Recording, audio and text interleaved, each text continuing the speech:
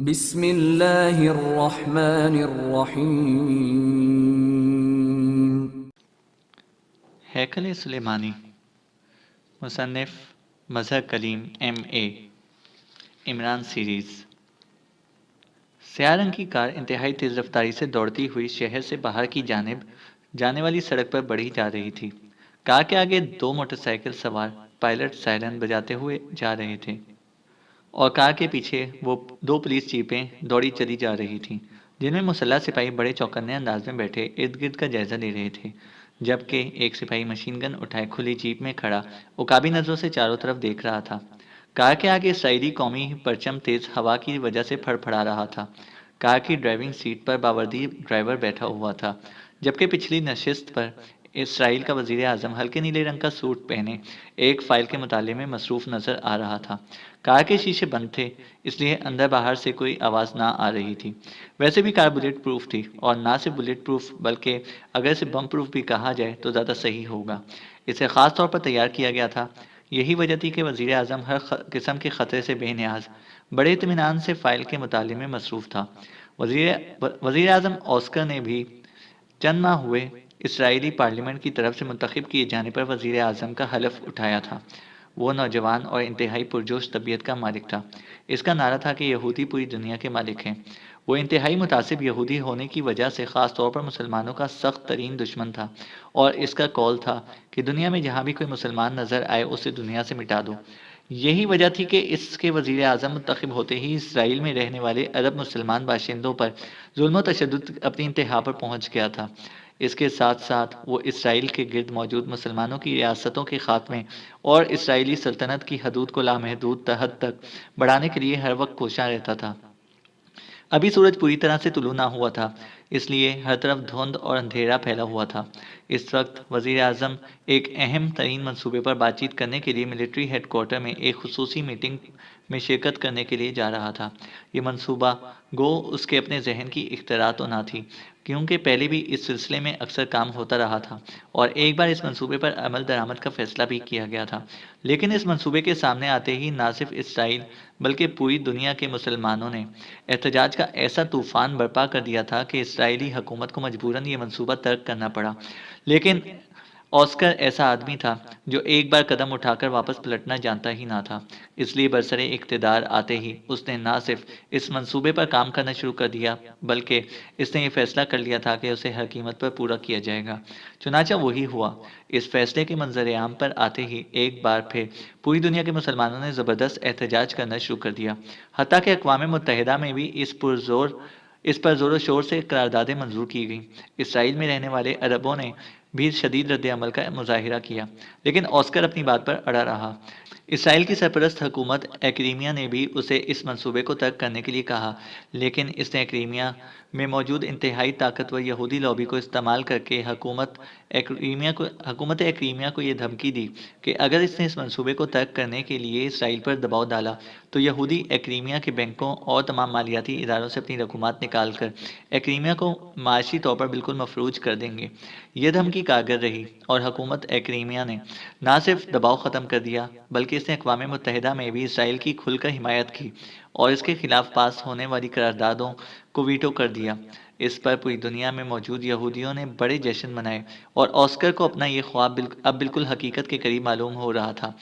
آج وہ مخصوص میٹنگ میں اس سلسلے میں فائنل اقدامات کی تفصیل طے کرنے کے لیے جا رہا تھا۔ کار ایک بائی روڈ پر مڑ کر ایک آہنی گیٹ کے درمیان سے گزر کر فوجی علاقے میں داخل ہو گئی، اور چند لمحوں بعد ایک خاکی رنگ کی عمارت کے سامنے جا کر رک گئی۔ وہاں موجود مسلح سپاہیوں نے ایڑیاں بجا کر وزیر اعظم کا استقبال کیا۔ برآمدے میں سیاہ رنگ کے سوٹ میں ملبوس ملٹری انٹیلی جنس کا انچارج کرنل کاسٹر کار کے رکتے ہی تیزی سے سیڑھیاں اتر کر کار کے قریب آیا، اور پھر اس نے کار کا دروازہ کھولا اور وزیر اعظم کے باہر آنے پر اسے بڑے احترام بھرے انداز میں باقاعدہ فوجی سلوٹ کیا۔ وزیر اعظم کے ہاتھ میں وہی فائل تھی جس کا مطالعہ وہ راستے میں کرتا ہوا آیا تھا۔ سب لوگ پہنچ چکے ہیں؟ وزیر اعظم نے سلام کا جواب دیتے ہوئے تحکمانہ انداز میں پوچھا۔ یس سر، سب موجود ہیں، کاسٹر نے جواب دیا، اور وزیر اعظم اس کی رہنمائی میں چلتا ہوا ایک ہال نما کمرے میں داخل ہوا جس کے درمیان میں رکھی ہوئی ایک بڑی میز کے گرد اس وقت 12 کے قریب آدمی موجود تھے، جبکہ درمیان میں 2 کرسیاں خالی تھیں۔ وزیر اعظم اور کرنل کاسٹر کہ اندر داخل ہوتے ہی میز کے گرد بیٹھے ہوئے سب افراد احتراماً کھڑے ہو گئے اور وزیر اعظم انہیں بیٹھنے کا اشارہ کر کے ایک اونچی نشست والی کرسی پر بیٹھ گیا۔ ساتھ والی کرسی پر کرنل کوسٹر بیٹھ گیا اور اس نے بیٹھتے ہوئے ہاتھ کا اشارہ کیا تو دروازے کے ساتھ کھڑے ہوئے دو مسلح گارڈ تیزی سے باہر نکل گئے اور دروازہ بند ہو گیا۔ اس کے ساتھ ہی اس کے اوپر لگا ہوا سرخ بلب روشن ہو گیا۔ وزیر اعظم بڑے غور سے میٹنگ میں شریک ہر شخص کا چہرہ دیکھتا رہا۔ اس وقت میز پر اسرائیل کی تمام سیکرٹ اور اسپیشل سروسز کے سربراہ موجود تھے۔ میٹنگ کی کارروائی شروع کی جائے، وزیر اعظم آسکر نے سر ہلاتے ہوئے کہا اور کرنل کاسٹر نے سر ہلا دیا۔ سر، منصوبے کو مکمل کرنے کے لیے تمام اقدامات کی تیاری مکمل ہو چکی ہے۔ یروشلم شہر کو ہر طرف سے نگرانی میں لے لیا گیا ہے اور ایک ایک گھر کی تلاشی لے لی گئی ہے۔ خاص طور پر وہاں موجود عرب گھرانوں کی انتہائی سختی سے چیکنگ کی گئی ہے اور مشکوک افراد کو قید کر لیا گیا ہے۔ لیکن کرنل کاسٹر لیکن کا لفظ کہہ کر رک گیا اور وزیر اعظم کے ساتھ ساتھ میٹنگ کے سارے شرکاء چونک کر کرنل کاسٹر کو دیکھنے لگے۔ لیکن کیا؟ وزیر اعظم نے چونک کر پوچھا۔ اس کے چہرے پر بھی حیرت کے آثار ابھر آئے تھے۔ لیکن ہمیں یہ منصوبہ 2 ہفتوں کے لیے ملتوی کرنا پڑے گا، کرنل کاسٹر نے طویل سانس لیتے ہوئے کہا۔ 2 ہفتوں کے لیے؟ لیکن کیوں؟ وزیر اعظم نے انتہائی درشت لہجے میں پوچھا۔ اسی لیے سر کہ ہمیں خفیہ طور پر اطلاع ملی ہے کہ قوم پرست فلسطینیوں کے ایک خفیہ گروپ نے یہ منصوبہ بنایا ہے کہ جیسے ہی ہم اس منصوبے پر عمل درآمد کرنے کے لیے قدم اٹھائیں، وہ اسرائیل کے نمبر 1 دفاعی اسٹور کو اڑا دیں۔ اور آپ یقیناً یہ بہتر جانتے ہوں گے کہ نمبر 1 دفاعی اسٹور کو اگر گرا دیا گیا تو اسرائیل کا کیا حشر ہوگا۔ اس اسٹور میں ایسے خوفناک بموں کا ذخیرہ موجود ہے کہ ان کے پھٹنے کے بعد شاید اسرائیل کا ایک بچہ بھی زندہ نہ بچے اور پورے اسرائیل کی زمین بھگ سے فضا میں اڑ جائے اور یہاں صرف پانی ہی پانی نظر آئے گا۔ اس کے بعد ظاہر ہے جب ہمارا اپنا وجود ہی نہ رہے گا تو اس منصوبے سے ہم کیا فائدہ اٹھا سکیں گے۔ چنانچہ میں نے اس کی رپورٹ جناب صدر کو پیش کی تو انہوں نے فوری طور پر 2 ہفتوں کے لیے اس منصوبے کو روکنے کے احکامات جاری کر دیے ہیں۔ کرنل کاسٹر نے تفصیل سے بتاتے ہوئے کہا۔ اوہ، لیکن تم نے مجھے کیوں نہیں بتایا؟ تم اس کی رپورٹ صدر کے پاس کیوں لے کر گئے؟ وزیر اعظم نے انتہائی غصیلے انداز میں میز پر مکہ مارتے ہوئے کہا۔ اس کا چہرہ غصے کی شدت سے سیاہ پڑ گیا تھا۔ آپ خفیہ دورے پر ایکریمیا گئے ہوئے تھے اور چونکہ یہ معاملہ انتہائی فوری نوعیت کا تھا اس لیے مجبوراً اسے جناب صدر کے نوٹس میں لانا پڑا۔ کرنل کاسٹر نے اطمینان بھرے لہجے میں جواب دیا۔ لیکن یہ کیسے ہو سکتا ہے کہ کوئی گوریلا گروپ ہمارا نمبر 1 دفاعی اسٹور کو اڑا کر رکھ دے؟ یہ ناممکن ہے۔ یہ صرف دھمکی ہو سکتی ہے، صرف دھمکی۔ کسی میں اتنی جرات نہیں ہو سکتی۔ وزیر اعظم نے اب ایک اور موضوع پر بات کرتے ہوئے کہا۔ اس کے لہجے میں شدید بے چینی اور اضطراب تھا اور جیسے اسے منصوبے کو روک دیے جانے پر شدید مایوسی ہوئی ہو۔ جناب، یہ صرف دھمکی نہیں ہو سکتی کیونکہ جہاں پاک ایشیا سیکرٹ سروس کا نام آ جائے وہاں اسے کوئی بھی خالی دھمکی نہیں سمجھ سکتا۔ کرنل کاسٹر نے کہا۔ پاک ایشیا سیکرٹ سروس؟ لیکن تم تو ابھی فلسطینی قوم پرست گروپ کی بات کر رہے تھے، پھر یہ پاک ایشیا سیکرٹ سروس کہاں سے ٹپک پڑی؟ اور پاک ایشیا سیکرٹ سروس آخر ایسی کیا بلا ہے کہ اس کا نام آتے ہی اتنا اہم منصوبہ روک دیا گیا؟ وزیر اعظم آسکر کے لہجے میں جھنجھلاہٹ تھی۔ آپ ابھی نئے منتخب ہوئے ہیں جناب۔ بہرحال پاک ایشیا سیکرٹ سروس کے متعلق یہ فائل موجود ہے، اسے آپ دیکھ لیں، اس کے بعد آپ اس کے متعلق بہتر سمجھ سکیں گے۔ کوسٹر نے اپنے سامنے رکھی ہوئی فائل وزیر اعظم کی طرف کھسکاتے ہوئے کہا۔ کیا ہے اس میں؟ یہ تو خاصی ضخیم دکھائی دیتی ہے۔ وزیر اعظم نے جھنجھلائے ہوئے لہجے میں کہا۔ آپ اسے تھوڑا سا پڑھ لیں تاکہ آپ کو صحیح پس منظر معلوم ہو جائے، کرنل کاسٹر نے اسی طرح مؤدبانہ لہجے میں جواب دیا اور وزیر اعظم نے اس طرح فائل کھولی جیسے مجبوراً ایسا کر رہا ہو۔ اس کے چہرے پر شدید جھنجھلاہٹ کے آثار نمایاں تھے، لیکن جیسے جیسے وہ فائل پڑھتا گیا اس کے چہرے کے تاثرات تبدیل ہوتے چلے گئے۔ پہلے چہرے پر حیرت اور پھر شدید حیرت کے تاثرات نمایاں ہو گئے۔ کافی دیر تک فائل کو پڑھنے کے بعد وزیر اعظم آسکر نے ایک طویل سانس لیتے ہوئے فائل بند کر دی۔ یہ تو واقعی انتہائی خطرناک تنظیم ہے، لیکن ہم اگر ایک تنظیم کے ڈر سے ایسے منصوبے ملتوی کرتے رہے تو پھر میرے خیال میں اسرائیل کو ختم کر دینا چاہیے۔ وزیر اعظم نے سرد لہجے میں کہا۔ سر، منصوبہ ختم نہیں کیا گیا، صرف ملتوی کیا گیا ہے 2 ہفتوں کے لیے، تاکہ اس فلسطینی گروپ کا جس کی امداد کے لیے پاک ایشیا سیکرٹ سروس آ رہی ہے سراغ لگا کر اس کا مکمل خاتمہ کر دیا جائے اور نمبر 1 دفاعی اسٹور کی حفاظت کے لیے مزید انقلابی اقدامات کر لیے جائیں۔ کرنل کاسٹر نے کہا۔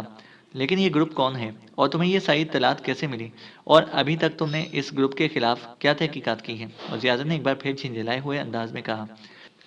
بلیک سروس کے سربراہ جناب ہنری اس کی تفصیلات بتائیں گے، یہ اطلاع بھی انہوں نے ہی ہم تک پہنچائی ہے، کرنل کاسٹر نے ایک گنجے سر والے آدمی کی طرف اشارہ کرتے ہوئے کہا۔ بلیک سروس اسرائیل کی ایک ایسی خفیہ تنظیم تھی جس کے ارکان نہ صرف اسرائیل بلکہ تقریباً تمام عرب ممالک میں پھیلے ہوئے تھے، حتیٰ کہ فلسطینی لیڈر شاکر سرات کے انتہائی نزدیک ترین آدمیوں میں بھی ایسے لوگ شامل تھے جو بلیک سروس کے خصوصی ایجنٹس تھے۔ اس سروس کا کام صرف معلومات فراہم کرنا تھا، اس کے علاوہ وہ اور کوئی کام نہ کرتی تھی۔ یہی وجہ تھی کہ اس کے متعلق کوئی نہیں جانتا تھا۔ سر، ہمارے اس خصوصی منصوبے کے متعلق جیسے ہی احتجاج کا طوفان اٹھا، میں نے اپنی تنظیم کو الرٹ کر دیا۔ چنانچہ مجھے اطلاع ملی کہ شاکر سیرات نے اسرائیلی حکومت کو اس منصوبے سے باز رکھنے کے لیے ایک خفیہ گوریلا گروپ تشکیل دیا ہے جسے انہوں نے ریڈ فائر کا نام دیا ہے۔ اس گروپ کا لیڈر مشہور گوریلا ازمیر ہے۔ ازمیر نمبر 1 دفاعی اسٹور میں کام کرتا رہا ہے۔ جب اس کا پتہ چلا تو اسے گرفتار کر لیا گیا تھا، لیکن وہ فرار ہو گیا اور پھر آج تک بے پناہ تلاش کے باوجود اس کا پتہ نہ چل سکا۔ صرف اس کے متعلق اطلاعات ملتی رہی ہیں اور پھر یہ بھی اطلاع ملی ہے کہ یہ گروپ فوری طور پر نمبر 1 دفاعی اسٹور کو تباہ کرنے کے لیے خصوصی انتظامات کر رہا ہے، اور اس کے ساتھ ہی یہ اطلاعات بھی ملی ہے کہ شاکر سرات نے انتہائی خفیہ طور پر پاک ایشیا سیکرٹ سروس کو اس مشن کے لیے درخواست کر کے بلایا ہے۔ ابھی یہ علم نہیں ہو سکا کہ کیا پاک ایشیا سیکرٹ سروس اس مشن پر کام کرنے کے لیے آمادہ ہوئی ہے یا نہیں۔ بہرحال مخبر کو یقین ہے کہ پاک ایشیا سیکرٹ سروس لازماً کام کرے گی، کیونکہ ہمارے اس منصوبے کے خلاف سب سے زیادہ رد عمل پاک ایشیا میں ہی ظاہر ہوا ہے، اور جنرل اسمبلی میں بھی اس منصوبے کو رکوانے کے لیے پاک ایشیا ہی سب سے آگے ہے۔ گنجے سر والے لمبے سے آدمی نے تفصیل سے بتاتے ہوئے کہا۔ ہوں، پھر تو واقعی اس گروپ کا خاتمہ منصوبے کے مکمل ہونے سے پہلے ضروری ہے، لیکن 2 ہفتوں کی مدت بے حد زیادہ ہے۔ اس طرح عالمی دباؤ ہم پر اور زیادہ بڑھایا جا سکتا ہے۔ میں آپ لوگوں کو زیادہ سے زیادہ 3 روز دے سکتا ہوں۔ 3 روز بعد چاہے ایک اسٹور کیا 10 اسٹور اڑا دیے جائیں، یہ منصوبے ہر صورت میں مکمل کر دیا جائے گا۔ اسٹور بعد میں بھی بنائے جا سکتے ہیں، لیکن ایسے منصوبے روز روز مکمل نہیں کیے جا سکتے، یہ صدیوں کے خواب ہوتے ہیں۔ پرجوش وزیر اعظم نے فیصلہ کن لہجے میں کہا۔ سر، کرنل کاسٹر نے کچھ کہنا چاہا۔ میں کچھ سننا نہیں چاہتا۔ 3 روز، صرف 3 روز، بس، باقی میں صدر مملکت سے خود بات کر لوں گا، تم ان کی فکر نہ کرو، وزیر اعظم نے کرسی سے اٹھتے ہوئے کہا۔ ٹھیک ہے سر، جیسے آپ کا حکم، کرنل کاسٹر نے سر جھکاتے ہوئے کہا۔ اب 3 روز بعد میٹنگ ہوگی اور اسی روز ہم فیصلہ کن اقدام کریں گے۔ بائے بائے، وزیر اعظم نے کہا اور اٹھ کر تیز قدم اٹھاتے ہوئے بیرونی دروازے کی طرف بڑھ گیا۔ ٹیلی فون کی گھنٹی بجتے ہی میز کے پیچھے بیٹھے ہوئے ایک لمبے تڑنگے اور ٹھوس جسم کے مالک ادھیڑ عمر عرب نے ہاتھ بڑھا کر ریسیور اٹھا لیا۔ یس، چیف آف ریڈ فائر، ادھیڑ عمر عرب نے، جو مشہور فلسطینی گوریلا حارث تھا، جواب دیتے ہوئے کہا۔ نمبر 5 بول رہا ہوں جناب، وزیر اعظم آسکر نے صرف 3 روز کے لیے منصوبہ ملتوی کیا ہے۔ اس کا کہنا ہے کہ وہ خود صدر مملکت سے بات کرے گا اور مجھے یقین ہے کہ صدر مملکت اس کی بات نہیں ٹالیں گے۔ نمبر 5 نے کہا۔ اوہ، 3 دن تو بہت کم ہے۔ 3 دن میں تو پاک ایشیا سیکرٹ سروس سے بات چیت بھی مکمل نہیں ہو سکتی۔ وزیر اعظم اب کہاں ہیں؟ حارث نے چونکتے ہوئے پوچھا۔ وہ ملٹری انٹیلیجنس ہیڈ کوارٹر سے واپس اپنے دفتر جا رہا ہے، ابھی وہ کار میں بیٹھ رہا ہے، دوسری طرف سے جواب دیا گیا۔ تم اس میٹنگ میں شامل تھے؟ حارث نے جواب دیا۔ یس سر، وہاں پاک ایشیا سیکرٹ سروس کی بات بھی ہوئی ہے، بلیک سروس کے چیف نے رپورٹ دی ہے، حالانکہ پاک ایشیا سیکرٹ سروس والی اطلاع انتہائی خفیہ تھی۔ نمبر 5 نے کہا۔ ٹھیک ہے، میں وزیر اعظم کا ابھی بندوبست کرتا ہوں تاکہ وہ 2 ہفتے کسی سے بات کرنے کے قابل بھی نہ رہے۔ تم بلیک سروس کے سربراہ کو ٹٹول کر کسی طرح ہم میں جو غدار موجود ہے اس کا پتہ چلاؤ۔ بائے بائے، حارث نے کہا اور جلدی سے ہاتھ بڑھا کر ریسیور کریڈل پر رکھ دیا، اور میز کی دراز کھول کر اس نے ایک ٹرانسمیٹر نکال لیا اور تیزی سے اس پر ایک فریکوینسی سیٹ کرنے لگا۔ چند لمحوں بعد اس نے بٹن آن کر دیا۔ Hello hello, chief of red fire calling over. Haris نے کرخت لہجے میں بار بار یہ فقرہ دہرانا شروع کر دیا۔ یس فائر گروپ اوور۔ چند لمحوں بعد دوسری طرف سے ایک باریک سی آواز سنائی دی۔ وزیر اعظم آسکر اپنی مخصوص کار میں ملٹری انٹیلیجنس کے ہیڈ کوارٹر سے اپنے دفتر جا رہا ہے۔ صرف رسمی سے حفاظتی انتظامات ہوں گے۔ اس پر حملہ کرو اور اسے اتنا زخمی کر دو کہ وہ 3 ہفتے اسپتال سے فارغ نہ ہو سکے۔ اوور، حارث نے تحکمانہ لہجے میں کہا۔ لیکن باس، اس کی کار تو انتہائی ٹھوس ہے، اس پر بم گولی کوئی چیز اثر نہیں کرتی۔ اوور، دوسری طرف سے ہچکچاتے ہوئے کہا گیا۔ پوری کار کا اغوا کر لو، بس اسے قتل نہیں کرنا، صرف شدید زخمی کرنا ہے، چاہے تمہارا پورا گروپ ہی کیوں نہ کام آ جائے۔ اوور، حارث نے انتہائی سخت لہجے میں کہا۔ یس سر، حکم کی تعمیل ہوگی سر۔ اوور، دوسری طرف سے اس بار با اعتماد لہجے میں جواب دیا گیا۔ مجھے رپورٹ دینا، اوور اینڈ آل، حارث نے کہا اور ٹرانسمیٹر بند کر کے اسے نئی فریکوینسی سیٹ کرنا شروع کر دی۔ Hello hello, Haris speaking, over. اس بار ٹرانسمیٹر آن کر کے اس نے قدرے مؤدبانہ لہجے میں کہنا شروع کیا۔ یس ताले स्पीकिंग ओवर। इस बार दूसरी तरफ से एक भारी आवाज सुनाई दी। जनाब, मैं हारिस बोल रहा हूँ, पाकिस्तान सीक्रेट सर्विस के मुतालिक कोई इत्तला हो तो बताएं। ओवर। हारिस ने मौदबाना लहजे में कहा, चीफ इनसे बात करने खुफिया दौरे पर गए हुए हैं, अभी इनकी तरफ से कोई इत्तला नहीं मिली। क्यों, क्या बात है? ओवर। दूसरी तरफ से हैरान लहजे में पूछा गया। जनाब, हमने दिफाई स्टोर नंबर 1 उड़ाने की इत्तला इंतहाई खुफिया तौर पर हुकूमत के आला हलकों में पहुंचाई थी, जिससे वो बुरी तरह घबरा गए और उन्होंने सदर मुमलिकत को रिपोर्ट देकर 2 हफ्तों के लिए हैकल हैकल मिशन मुलतवी कर दिया था। लेकिन आज वजीर आजम ने आला सतही मीटिंग में 2 हफ्तों की मुद्दत मनसूख करके सिर्फ 3 दिन के लिए उसे मुलतवी कर दिया है। इसके साथ ही उन्हें किसी ने यही इत्तला भी दी है कि हम पाकिस्तान सीक्रेट सर्विस की खिदमात हासिल कर रहे हैं। ओवर। हारिस ने पूरी तफसील बताते हुए कहा, ओह, ये तो बहुत बुरा हुआ। 3 दिन तो बहुत कम है। इतनी कम मुद्दत में तो पाकिस्तान सीक्रेट सर्विस से भी बात ना हो सकेगी, और अगर मंसूबे पर अमल हो गया तो फिर सब कुछ खत्म हो जाएगा। इसका कोई हल निकालो हारिस। ओवर। ताले ने, जो चीफ शाकिर सिरात का नंबर 2 था, इंतहाई तशवीश भरे लहजे में कहा, मुझे इसका एहसास था जनाब, इसलिए मैंने फायर ग्रुप को हुक्म दे दिया है कि वो वजीर आजम को किसी न किसी तरह इतना जख्मी कर दें कि वो 2-3 हफ्तों के लिए अस्पताल से बाहर ना निकल सके। ओवर। हारिस ने कहा, वजीर आजम पर हमला नामुमकिन। आजकल तो वो लोग बेहद होशियार हैं। वजीर आजम की कार की बनावट ऐसी है कि इस पर कोई चीज़ असर नहीं करती, और फिर हमला होते ही वो कार के अंदर से हंगामी स्क्वाड तलब कर लेंगे। कोई और तरीका सोचो। ओवर।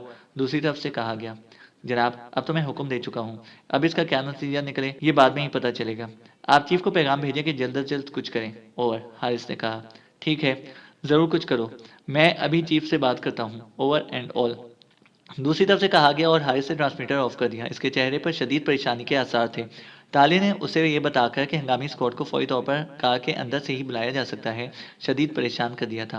हंगामी स्क्वाड के मुतालिक वो जानता था कि ये स्क्वाड इंतहाई तेज़ रफ्तार हेलीकॉप्टरों पर आते हैं, इसलिए अब फायर ग्रुप का बच निकलना नामुमकिन नजर आ रहा था। अगर उसे हंगामी स्क्वाड के मुतालिक ज़रा भी शुबा होता तो वो कम अज़ कम फायर ग्रुप को इस मिशन का हुक्म ना देता, लेकिन अब क्या हो सकता था, तीर कमान से निकल चुका था। इमरान ड्राइंग रूम में बिछे हुए कालीन पर सर के बल खड़ा अपनी मखसूस वर्जिश में मसरूफ था कि करीब पड़े हुए टेलीफोन की घंटी बज उठी। इमरान ने उसी तरह उल्टा खड़े खड़े हाथ ऊंचा किया और तबाही पर से रिसीवर उठाकर कानों से लगा लिया। इमरान अली स्पीकिंग। इमरान ने भिंचे भिंचे लहजे में कहा, क्योंकि उल्टा होने की वजह से उसकी गर्दन पर खासा दबाव पड़ रहा था। इमरान अली, क्या हुआ? क्या नाम की तरतीब बदल ली है? पहले तो तुम्हारा नाम अली इमरान था। दूसरी तरफ से सर सुल्तान की हैरत भरी आवाज़ सुनाई दी। अभी तो सिर्फ नाम की तरतीब ही उल्टी है, वरना मैं जिस तरह उल्टा खड़ा हूँ, इस तरह तो इमरान की बजाय मुझे नारमा कहना चाहिए था। इमरान ने बड़े फलसफियाना अंदाज में कहा। इस बार इसने इमरान के हर हुर्फों की तरतीब उलट दी थी। ओह, अच्छा अच्छा, मैं समझ गया, तुम अपनी मखसूस वर्जिश कर रहे होगे। फ़ौरन वर्जिश ख़त्म करके मेरे पास कोठी में आ जाओ। हमारे मोहतरम फ़लस्तीनी लीडर जनाब शाकिर सिरात साहब यहाँ मेरे पास मौजूद हैं और तुमसे फ़ौरी मिलना चाहते हैं। सर सुल्तान ने संजीदा लहजे में कहा, सॉरी, आपको मालूम है कि ये मेरा वर्जिश का वक्त है। किसी से मिलने मिलाने का वक्त 10 बजे के बाद शुरू होता है, और आप खुद ही तो कहते हैं कि इंसान को वक्त का पाबंद होना चाहिए। इमरान ने टका सा जवाब देते हुए कहा, ठीक है, तुम जिस वक्त जी चाहे आ जाना, बस यही होगा कि मैं मोहतरम मेहमान से शर्मिंदा हो जाऊंगा। तुम अगर यही चाहते हो तो ठीक है, सर सुल्तान ने कहा और राब्ता ख़त्म कर दिया। कमाल है, वर्जिश मैं करता हूँ, जहन सर सुल्तान का खुलता है। अब इन्हें नफसियाती दावपेच भी आ गए हैं, इमरान ने बड़बड़ाते हुए कहा, और रिसीवर वापस तपाई पर रखकर वो उछल कर सीधा हो गया। तपाई पर रखा हुआ रिसीवर इसने उठा कर क्रेडल पर रख दिया। जाहिर है अब तो जाना ही पड़ेगा, सर सुल्तान ने बात ही ऐसी कही थी, और फिर शाकिर सरात की यहाँ मौजूदगी अचानक मौजूदगी से जाहिर था कि मामला कुछ ज़रूरत से ज़्यादा ही सीरियस है। यही सोचता हुआ वो बाथरूम की तरफ बढ़ गया। थोड़ी देर बाद इमरान नहा धोकर और कपड़े बदलकर बाहर आ गया। अलबत्ता इसने वही अपना मखसूस टेक्नी कलर का लिबास पहन रखा था। इसी लम्हे सुलेमान ट्रॉली धकेलता हुआ अंदर दाखिल हुआ। ट्रॉली पर नाश्ते का सामान था। अरे, आप तो कहीं जाने के लिए तैयार खड़े हैं, नाश्ता नहीं करना? सुलेमान ने हैरान होते हुए कहा। ये नाश्ता है? हो, तुम्हें मालूम है कि सर सुल्तान के यहाँ कैसा नाश्ता होता है? भरपूर। और तुम 2 स्लाइस और अंडा बनाकर ले आए हो और कह रहे हो कि नाश्ता कर लो। इस नाश्ते से तो एक चिड़िया भी मुतमईन नहीं हो सकती। इमरान ने सुलेमान को चिढ़ाते हुए कहा। बिल्कुल जनाब, बिल्कुल, बल्कि बहुत बहुत शुक्रिया, सुलेमान ने खिलाफ तवक्का बड़े फर्माबरदाराना लहजे में कहा, और जल्दी से चाय की प्याली तैयार करनी शुरू कर दी। क्या बात है, आज ज़रूरत से ज़्यादा ही सादतमंद बन रहे हो। इमरान के लहजे में असल असल हैरत थी। آپ نے ناشتے سے انکار کر کے میرا بہت بڑا مسئلہ حل کر دیا ہے۔ اللہ آپ کو جزائے خیر دے۔ میں پہلے ڈبل ناشتہ کر چکا ہوں، لیکن کچھ تشنگی ابھی بھی باقی تھی اور میں سوچ رہا تھا کہ اب پھر ناشتہ کون بنائے۔ سلیمان نے بڑے مطمئن انداز میں کہا اور پھر عمران کی جگہ صوفے پر اکڑ کر بیٹھ گیا اور تیزی سے عمران والا ناشتہ خود کرنا شروع کر دیا۔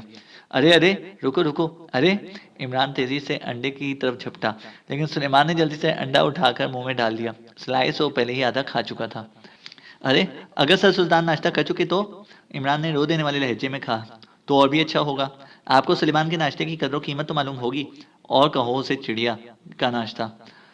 سلیمان نے بڑے اطمینان سے چائے کی پیالی اٹھاتے ہوئے کہا، یہ بات ہے تو ٹھیک، میں بھی نہیں جاتا، اور اب میرے لیے ڈبل ناشتہ بنا کر لے آؤ، ورنہ تمہاری تنخواہ 6 ماہ کے لیے بند۔ عمران نے دوسرے صوفے پر بیٹھتے ہوئے بڑے غصیلے لہجے میں کہا، کر دیں بند، پہلے کون سی مل رہی ہے؟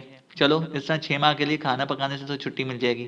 میرا کیا ہے، میں تو کسی بھی ہوٹل میں جا کر کھا سکتا ہوں، ہر ہوٹل کا باورچی اپنا یار ہے، جو مال اسے اپنے لیے علیحدہ بنا کر رکھا ہوتا ہے اس میں سے حصہ مل جایا کرے گا۔ سلیمان نے عمران کی دھمکی کی پرواہ نہ کرتے ہوئے کہا، اور پھر اس سے پہلے کہ عمران کوئی جواب دیتا ٹیلی فون کی گھنٹی بج اٹھی اور عمران نے ہاتھ بڑھا کر ریسیور اٹھا لیا۔ حال کا علی عمران اور مستقبل کا باورچی سلیمان بول رہا ہوں، عمران نے منہ بناتے ہوئے کہا۔